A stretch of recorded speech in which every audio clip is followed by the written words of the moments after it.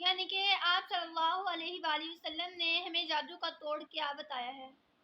اس کے علاوہ قرآن کریم کی کوئی ایک سورت بتاؤں گی یا کوئی ایک ایسا لفظ بتاؤں گی جس کو پڑھنے سے جادو کا خاتمہ ہو جائے گا۔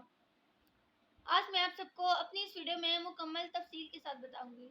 تو ویڈیو کو شروع کرنے سے پہلے میرے اپنے چینل پر تمام نئے آنے والے ویور سے گزارش ہے کہ وہ میرے چینل کو سبسکرائب کر لیں، بیل آئیکن کو پریس کر لیں تاکہ میری ہر نئی آنے والی ویڈیو سب سے پہلے آپ تک بآسانی پہنچ سکے۔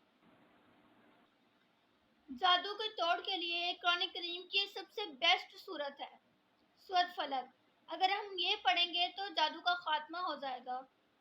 اس کے علاوہ اگر کوئی شخص یہ صورت نہیں پڑھ سکتا تو ایک لفظ ہے، یعنی کہ سورۃ یونس کی آیت نمبر 81 میں ان اللہ سیبطل، اس آیت کو جتنا ہو سکے کثرت کے ساتھ پڑھیں۔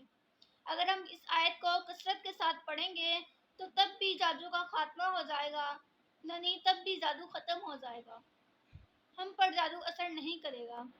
اس کے علاوہ قرآن و سنت کی روشنی میں ہمیں آپ صلی اللہ علیہ وآلہ وسلم نے جادو کا توڑ یہ بتایا ہے کہ کوئی بھی شخص جو صبح کو 7 اجوا کھجوریں کھا لے تو وہ پورا دن جادو اور ہر قسم کی زہریلی چیز سے محفوظ رہے گا۔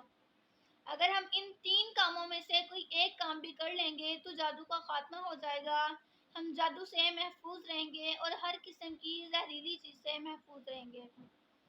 تو ہمیں چاہیے کہ ہم قرآن و سنت کی روشنی میں ان باتوں پر عمل کریں اور جادو ٹونے اور ہر قسم کی زہریلی چیز سے محفوظ رہیں۔